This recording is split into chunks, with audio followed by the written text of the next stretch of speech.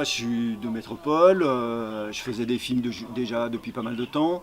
Et puis, pour gagner ma vie, j'ai souvent travaillé dans des centres sociaux ou en prison ou dans des banlieues. Par exemple, là, c'était dans la banlieue de Lyon, à une ville qui s'appelle Vaux-en-Velin. Vaux-en-Velin est une ville jumelée avec le port. Et il y a un Réunionnais qui s'occupait d'un centre social. Et il s'est battu pendant des années pour faire organiser un voyage pour un groupe d'adolescents pour venir à La Réunion, parce que c'était des jeunes d'origine maghrébine. Il parlait de la colonisation, des difficultés qu'il rencontrait en France, du racisme et tout. Et lui, à un moment, il leur a dit, mais attendez, moi je viens de La Réunion, il y a eu l'esclavage, vous allez venir chez moi et je vais vous montrer ce que c'est notre histoire et comment on a des difficultés et comment quand même on peut s'en sortir dans la vie. Et me voilà parti en décembre 2003 à La Réunion. On atterrit, personnellement je ne savais même pas où se trouvait l'océan Indien. Et La Réunion, vraiment, je ne savais même pas. Et puis on arrive et là il nous dit, bon, les jeunes, vous allez aller à Saint-Gilles, vous baignez, les cocotiers, mais avant je vais vous emmener chez mon père. Et son père, il habitait à la Saline-Léo. Nous voilà partis en car avec le groupe de 15.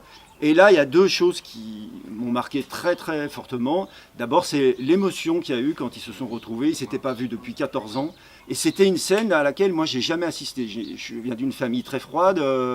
Et puis en France, en fait, on a quand même...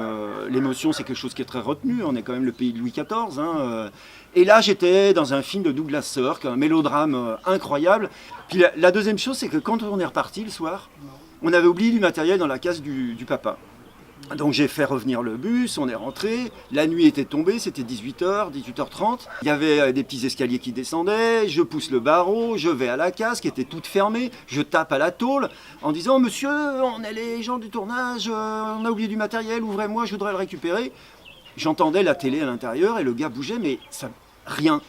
Et puis je retape encore, et soudain, la porte s'ouvre à la volée, il sort avec une fourche, il essaye de me la planter dans le ventre en disant « Non, le diable, je veux pas partir, je veux rester vivant, je veux pas. » Et tout aussi vite, il me reconnaît et il me dit « Ah, monsieur Parot, oh, alors vraiment, désolé, j'ai cru que c'était le diable qui venait me chercher. » Voilà. Et alors, le fils qui est arrivé derrière m'a dit « Emmanuel, ici, c'est pas la culture française, les gens y croient aux esprits, mon père y croit qu'à partir de 18h, les bébêtes sont là dans l'air, et donc il faut faire attention. » Et donc j'ai fait une expérience d'ethnocentrisme, comme on dit. Jusqu'à maintenant, à La Réunion, au mois de novembre, à partir de 18h, il parie des esprits. C'est ça. Et donc, j'étais pas au courant, moi. Plutôt au mois de novembre, plutôt. Ah, Pour moi, c'est une au nord. superstition. Oui, c'est une superstition, mais si tu veux, du coup, il y a des différences entre La Réunion et la métropole. Et moi, j'ai trouvé extraordinaire qu'il y ait cette différence, que des gens puissent vivre dans des états, des croyances différentes. Et ça m'a passionné. Et c'est ça qui m'a donné envie de revenir à La Réunion pour comprendre. Et qui a lancé les choses, en fait.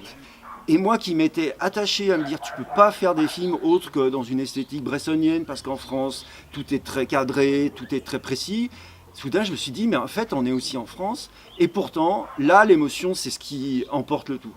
Et ça m'a absolument libéré. C'est-à-dire, depuis, avant, j'avais un mal de chien à écrire des scénarios. Et depuis, je pisse la copie. Je peux écrire un scénario de 100 pages en une semaine.